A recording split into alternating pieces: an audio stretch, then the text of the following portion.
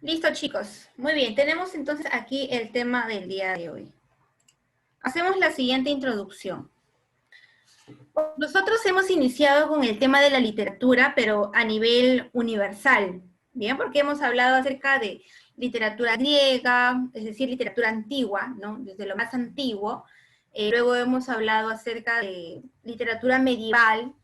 Luego hemos ido cerrando medieval con Renacimiento, ya el siglo de las luces, cuando se dejaba de lado todo el oscurantismo. Terminando lo medieval y el Renacimiento, pues entrábamos ya a una época más moderna, cuando ya teníamos el capitalismo de por medio, ¿no? Hemos hablado acerca de lo último de Franz Kafka, es decir, el vanguardismo europeo. Hemos hablado a nivel de Europa, a nivel general, que es en realidad de donde viene todo. Ahora, cuando nosotros hablamos ya de España, que tiene en realidad, a comparación de Europa, un nivel de avance tardío, todo llega ahí tarde. Si a España llega tarde, imagínate aquí en el Perú, cómo estaríamos en los momentos paralelos, ¿no? Si en Europa estábamos en la edad medieval, aquí en España pues seguiríamos en el esclavismo y en el Perú quizás ni siquiera hubiese sido descubierto, ¿no? ¿Cuál sería el sistema que habría aquí? Entonces estamos más o menos en esa comparación de épocas, ¿no? De avance. Por eso por ahora, hasta ahora somos parte de los países tercermundistas, no tenemos mucho avance. Bien, entonces, hemos hablado todo a nivel de Europa, a nivel global, pero ahora nos vamos a centrar en cuanto a la evolución de España, que tiene una evolución parecida a la de Europa, solamente que con épocas tardías, llega más tarde hacia nosotros todas las influencias, ¿ya? Entonces, para comenzar con España, nosotros vamos a hablar acerca del medievalismo español, es decir, la época medieval en España, o la literatura española medieval, que es lo mismo, ¿ya? Ahora, como siempre, para nosotros comprender acerca de la literatura española medieval, tenemos que hablar acerca de un contexto, ¿ya? Y cuando hablamos de un contexto, queremos decir qué es lo que se vivía en ese momento en España que ha hecho posible que se produzca este tipo de literatura. Primero, recordemos que en este tiempo, pues a partir más o menos del siglo V comienza la época medieval a nivel mundial, ¿ya? Y a partir más o menos del siglo VII comienza en España. Pero como lo puedes ver en la imagen, como puedes ver ahí, hay un caballero, un caballito, ¿correcto? Esto nos quiere decir que estamos en la época de los castillos, en la época de los caballeros, en la época pues de las princesas, de los reyes, ¿sí? Pero no todo es tan bonito como parece, porque en realidad estos eran estamentos que estaban en ese momento, como hoy en día tienes las clases sociales, y es así, ¿no? Estaba en primera instancia el máximo gobernador, era el rey, acompañado pues de la iglesia, ¿no? O del representante de la iglesia, que eran quienes tenían el máximo poder en ese momento. Luego estaban los vasallos, que eran los que acompañaban al rey, ¿no? Acompañaban, le debían cierta fidelidad al rey. Después de ello, recién estaba el pueblo, como observas en el cuadrito de abajo hay un triángulo, ¿no? Luego, en casi penúltimo escalón, estaba el pueblo. Y por último, estaban los siervos. Los siervos eran, por decir, el rezado del esclavismo, ¿no? Como los esclavos del pueblo. Ahora, ¿por qué se diferenciaban las clases? Resulta que en ese momento, el que tenía más poder era aquel que tenía más tierras. Mientras más tierra tenías tú, más poder tenías sobre los demás, ¿no? Y subías, obviamente, de clase social. Eso es lo que se observa aquí. Miss, ¿por qué dice ahí feudalismo? Porque ese era el sistema de trabajo en ese momento. Por ejemplo, el pueblo trabajaba ¿para quién? Para el rey, porque el rey era el que tenía más tierras, acompañado del de la iglesia, que también tenía cantidad de tierras, ¿no? Entonces, como las tierras le pertenecían al rey, los que se encargaban de trabajar estas tierras, pues era el pueblo, ¿no? O los siervos, trabajaban para el rey por un mínimo de pago, pero ahí les daban algo siquiera. Entonces, ahí, gracias a esta remuneración, existía pues esta escala. Ahora, ¿qué más se va de aquí? Como te decía, es la época de los caballeros, y los caballeros le deben fidelidad al rey. ¿Para qué? ¿Para qué están los caballeros? Para conseguirle más tierras al rey, para pelear por él, para darle más poder al rey. Entonces, es por eso que aquí existen los caballeros. No era exactamente porque van a ser los salvadores con sus princesas, ¿no? Que se enamoran de las princesas, no, eso solamente es de cuentos, ¿no? Lo real es que ellos peleaban para conseguirle más tierras al rey, ¿ya? Ahora, veamos lo siguiente. Viendo ya más o menos en qué contexto nos estamos situando, por cierto, aquí recordemos que la iglesia es también uno de los poderes, por lo tanto, todas las personas o todo el entorno gira alrededor de ¿quién? De Dios. Recordemos que aquí se lleva a cabo el teocentrismo. Aquí Dios era un ente muy importante. ¿Por qué, Miss? Porque solamente se podía educar a la gente así. Si tú robas, allá vas a morir en el infierno. Dios te va a castigar. Si tú profanas con una pareja que no te pertenece, que es de otra, muy bien. En el infierno vas a recibir tu castigo porque Dios te está mirando. Tú no tienes perdón de Dios.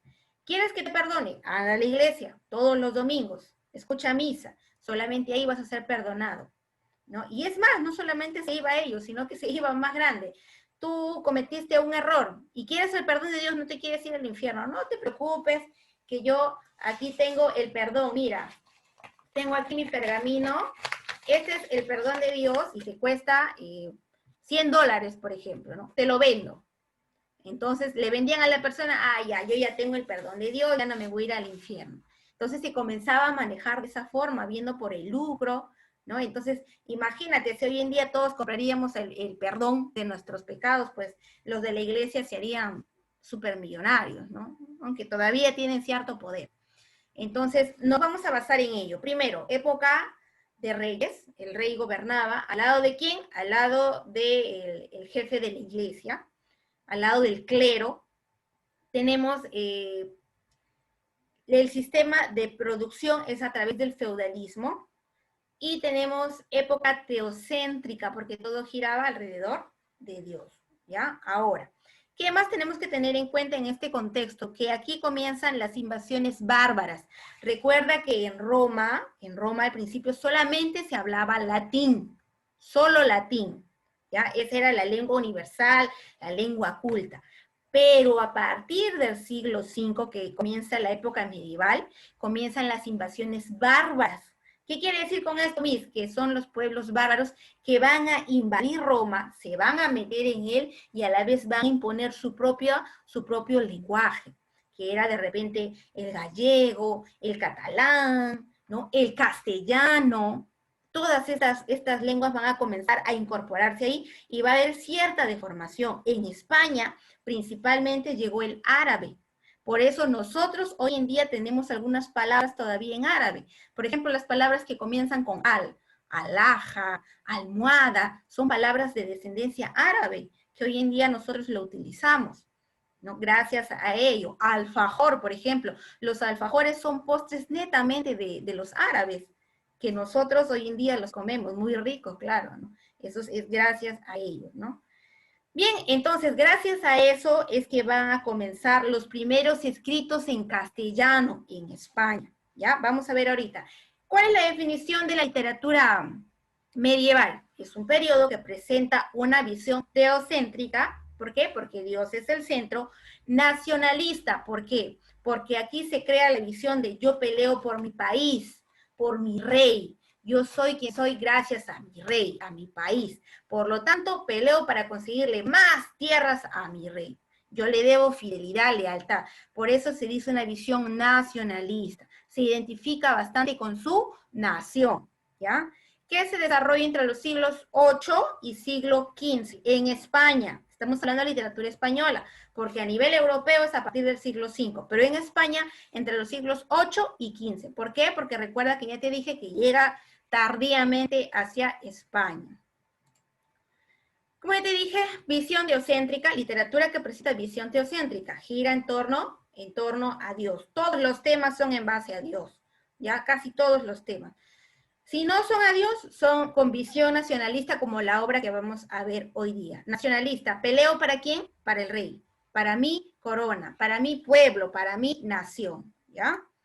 Características de la literatura medieval, teocentrismo y religiosidad. En realidad se copian las características del momento europeo. Teocentrismo y religiosidad, aquí se escriben en base a los santos, ¿no? A los santos, Santo Tomás de Aquino, por ejemplo, ¿no?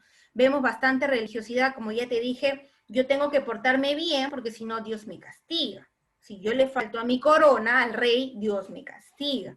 Entonces yo tengo que seguir ciertos valores, ciertos patrones para poder ir al mundo del cielo y no irme hacia el infierno, ¿ya?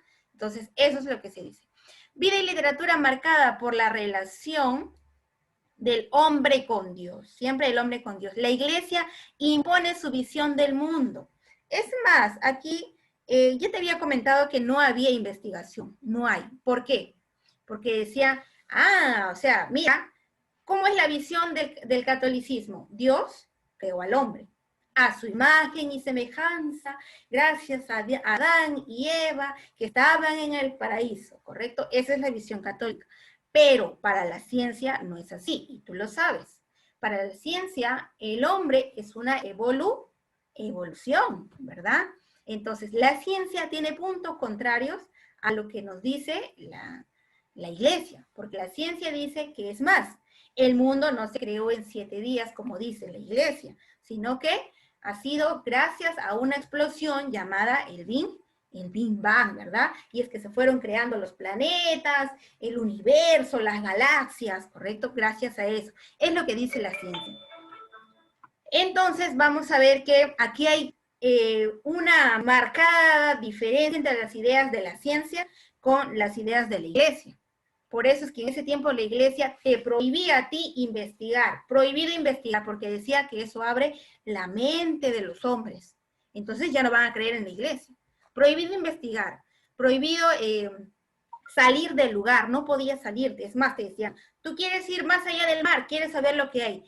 El mar tiene un fin, y luego un abismo grande en el cual abajo te vas a encontrar con monstruos de 2 cabezas, grandes criaturas extrañas. No puedes ir lejos de donde tú estés, tienes que quedarte ahí.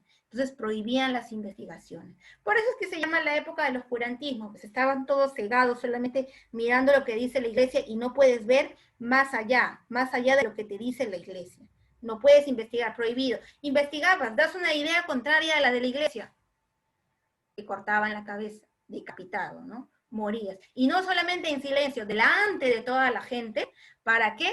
Para que los demás tampoco sigan investigando. Al hombre que dijeron que la Tierra giraba alrededor del Sol, muerte para él.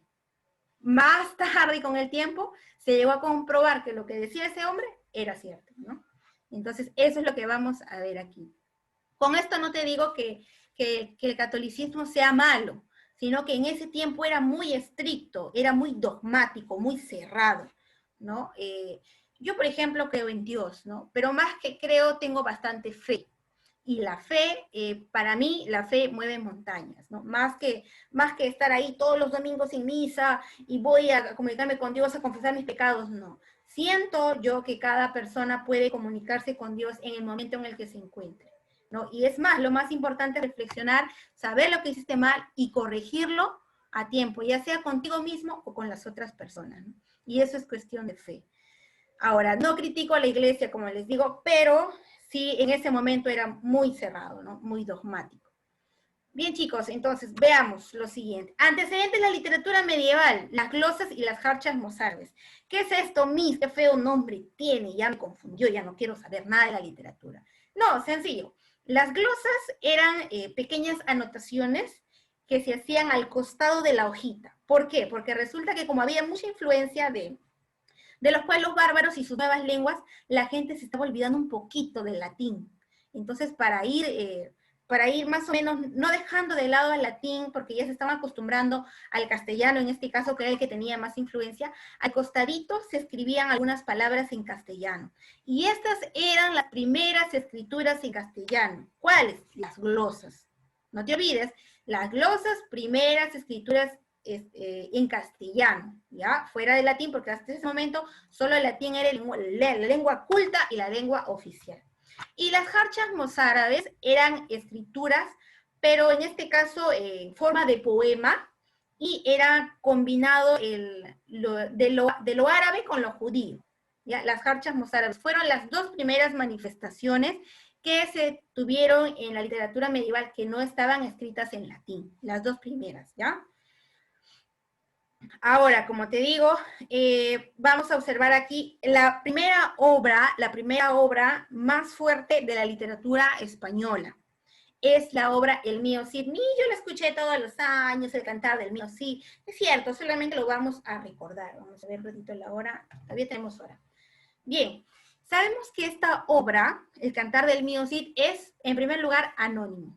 No se sabe quién es su autor. Es anónimo. ¿Ya? Ahora, Miss, ¿qué usted quiere decir que la literatura griega nunca fue escrita? En realidad, no fue escrita de manera oficial, como en este caso el cantar de Mío Cid. Solamente se tenía aseveraciones que alguien las contaba y de repente otra persona las transcribió, quizás de boca en boca, pero no es que el mismo, por ejemplo, Sócrates, Aristóteles se puso a escribir toda su obra, no. Es que alguno de sus discípulos que más adelante tiene el acceso a la escritura lo hizo, pero ellos mismos no. En el cantar del Mío Cid sí se sabe que alguien pudo haberlo escrito, pero no se sabe quién fue el autor. Entonces, en esta obra, sobre todo, vamos a observar qué carácter de la literatura, el nacionalismo. Aquí vamos a ver a un personaje llamado Rodrigo Díaz de Vivar, en algunos casos, en otros casos Ruy Díaz de Vivar, que es el Cid campeador que pelea ¿para quién? Para su rey, para conseguirle más tierras a su rey. Esta obra se divide en tres partes, fíjate aquí, el cantar del destierro, cantar de las bodas y el cantar de la afrenta de Corpus. Cada uno tiene su propia temática, pero también te vas a dar cuenta que la estructura interna, cuando hablo de estructura interna, te hablo de cuál es el mensaje de la obra, como decirlo el mensaje. Y la estructura externa, cuántos cantos tiene, cuántos párrafos, todo ello, cómo está escrito, esa es la estructura externa. Mientras que en la estructura interna se ve que, ¿de qué se trata esta obra? De la recuperación de la honra del Cid. ¿Por qué de la honra, Miss? Porque resulta que el Cid es acusado de algo que no cometió. Y con el paso del tiempo, él va a tratar de demostrarle al rey que él sigue siendo fiel. En la época medieval habían varias formas de serle fiel al rey. Una de ellas, por ejemplo, si tú te casabas o si el vasallo se casaba, a su amo, porque habían amos, a su amo, o bueno, mejor dicho, existía la noche de pernada. ¿En qué consiste esto? Que si, por ejemplo, Jefferson vivía en la época medieval y Jefferson se casaba, y Jefferson solamente es un siervo, imaginemos, un siervo. Él tiene a su amo que es el vasallo. Entonces, para comprobar de que la esposa de Jefferson es virgen, tenía que pasar su primera noche con su amo, con el vasallo. El vasallo tenía que comprobar de que esa mujer era virgen y efectivamente le iba a ser fiel toda su vida al siervo, que en este caso sería Jefferson. ¿Te imaginas qué sería eso en estos momentos si todavía perdurara? ¿No? Qué terrible, ¿no? Qué trágico. Entonces, eso existía en ese momento. Esa era una de las relaciones de fidelidad que le debías al amo, ya sea el vasallo, ya sea más alto el rey, ¿no?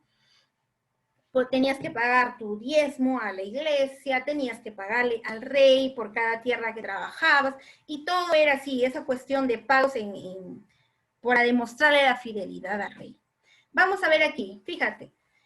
Tenemos la primera parte, que es el destierro del Cid. ¿Qué sucede? Fíjate aquí, vamos a ponerlo en rojito para que lo puedas ver. A ver. Tenemos lo siguiente. El señor que ves aquí con su espadita, bien bonito él, resulta que se llama Ruy Díaz de Vivar. Él es el Cid campeador. Él trabaja mucho para el rey Alfonso VI. Lo quiere, lo adora, se siente identificado con él y con su nación.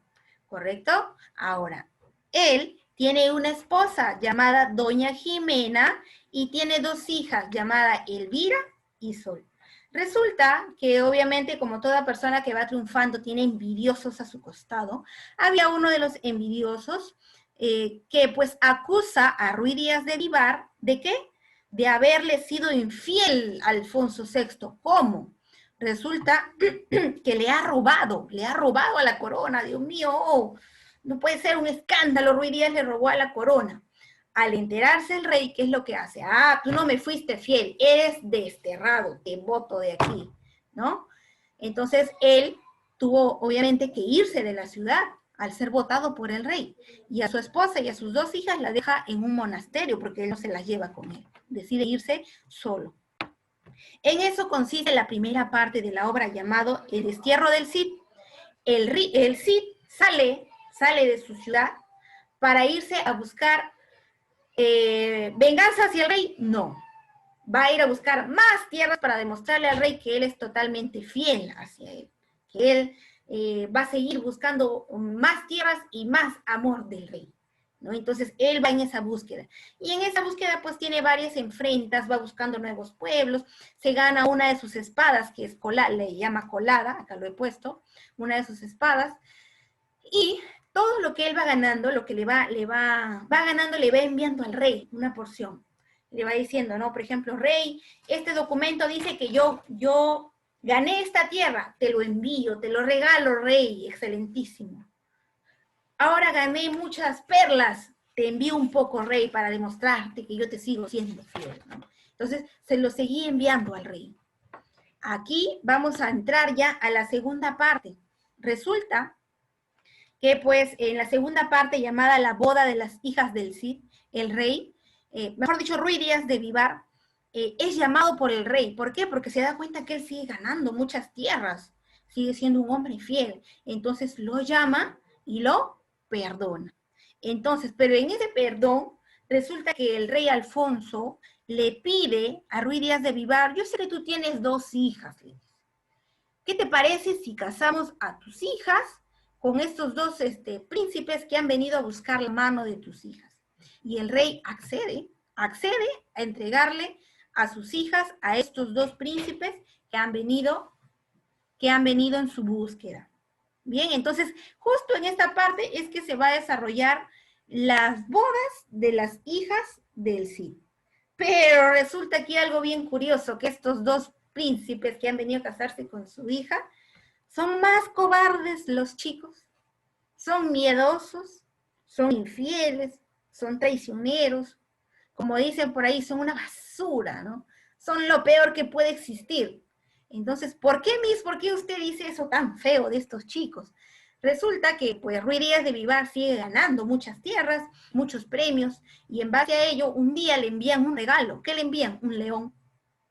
El león llega hacia la ciudad, por desgracia se escapa el león. Entonces Ruy Díaz dice, Dios mío, ayúdenme, queridos yernos. Y los yernos ya no estaban, ya habían salido volando, uno por la derecha y el otro por la izquierda, sábense quien pueda, ¿no? Entonces el rey, Ruy Díaz de Vivar se da cuenta de esto y dice, Dios mío, ¿qué clase de yernos tengo? Entonces él busca ayuda y logran encerrar al león. Pero obviamente, pues estos príncipes, sus yernos de Ruy Díaz de Vivar, ya estaban todos avergonzados con el pueblo. Ay, sí, lo que pasa es que bueno, teníamos cosas que hacer, no era que le teníamos miedo a León, no, nada que ver, no crea eso, suegro, le dicen, ¿no? Entonces, ellos ya habían pasado la vergüenza, y como tenían una vergüenza terrible, y en realidad estos 2 príncipes eran sobrinos del hombre que le había ido con el chisme al rey que Ruy Díaz le estaba robando, estaban buscando venganza en realidad. Un día se la llevan a las hijas del Cid por el bosque. ¿Y qué deciden hacerlas? Deciden violarlas, deciden golpearlas, deciden amarrarlas al árbol y dejarlas ahí a las pobres chicas.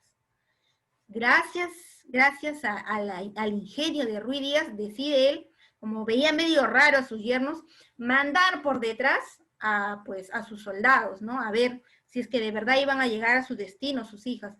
Y pues pasando una hora ya los príncipes escapan, y estos soldados, mandados por Ruy Díaz de Vivar, por el Cid Campeador, encuentran a sus hijas golpeadas, todas maltrechas. Y aquí termina la segunda parte, que es la boda de las hijas del Cid. En la tercera parte, que se llama La afrenta de Corpes, el Cid recupera a sus hijas, las sana, Y aquí pues llega una propuesta de otros dos príncipes a casarse con estas dos chicas que habían quedado mal, ¿no? Mal, gracias hacia la desgracia de este hombre. ¿Quiénes son estos? Son los infantes de Carrión y los infantes de Aragón, que llegan a casarse con las hijas del Cid. Conclusión, ¿termina feliz? Sí, termina feliz. ¿Cómo termina? Cuando el Cid consigue su segunda espada, que es Tizona, y se las entrega a sus nuevos yernos. Las hijas se casan por todo lo pomposo, felices con unos hombres que sí la merecen. Y Ruy Díaz de Vivar pues sigue siendo el fiel servidor de Alfonso VI. Esta obra como que no es muy interesante porque no habla de amor, no habla de mucho eso que nos gusta, ¿no? Es cierto, no habla del amor, de la traición de pareja, ¿no? Pero sí te demuestra lo que en ese tiempo se vivió, que fue el nacionalismo, cómo es que las personas le debían lealtad ¿a quién? A su rey. Sobre todo eso es lo que se puede observar. El Cid recupera su honra, sí. La primera vez que perdió su honra, ¿cuándo fue? Cuando lo acusan de ladrón. Y la segunda vez cuando maltratan a sus hijas. Esa es la segunda vez que pierde su honra. ¿Recupera las dos? Sí. ¿Por qué, Miss? Porque llegan a encontrar a estos hombres que ultrajaron a sus hijas y son duramente castigados también, ¿no? Estas basuras, como dicen por ahí.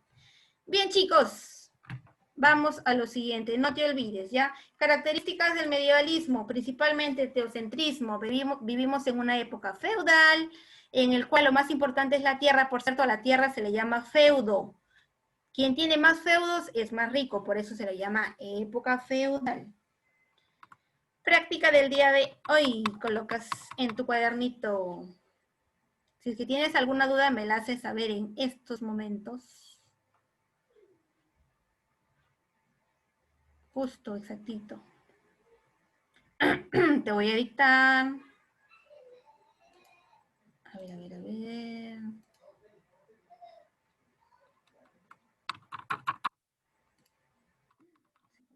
Ya. Listo, práctica número 1. Número 1, te dicto. Idea principal, escribes así. Número 1, idea principal de la literatura medieval.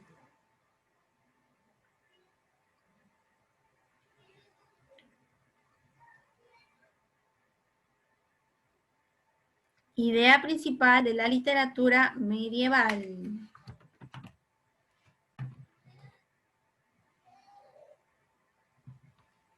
Letra A. ¿Me podría repetir, por favor? Sí, número 1. Idea principal de la literatura medieval. Idea principal es con C, de la literatura medieval. Letra A. Humanismo. Letra A, humanismo. Humanismo con H. Letra B, capitalismo. Letra B, capitalismo. Y letra C, teocentrismo.